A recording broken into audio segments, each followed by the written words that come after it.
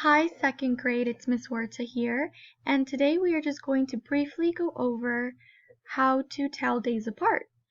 And what I mean by that is talking about or trying to find out how many days ago we did something, okay? So meaning that we are going to go backwards.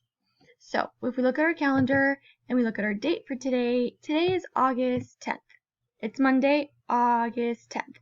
So, but I want to ask you what you did this weekend. Did you have a pool party? Did you go with your family? Did you go shopping?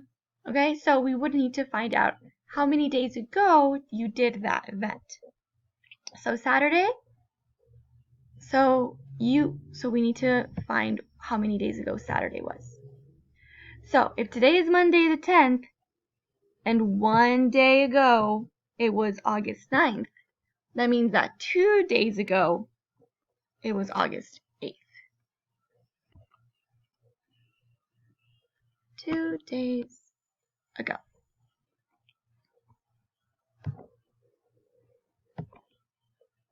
Alrighty, so another example. We are still on Monday, August 10th. But what if I wanted to ask you how many days ago the first of the month was? Okay, so where on the calendar is the first of the month? It's very, very, very top, and the first of the month was a Saturday.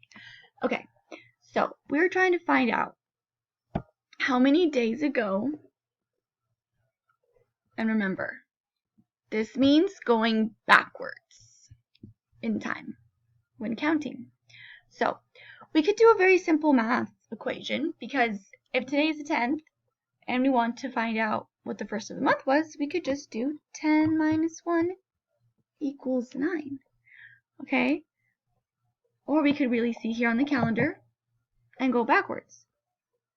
1, 2, 3, 4, 5, 6, 7, 8, 9.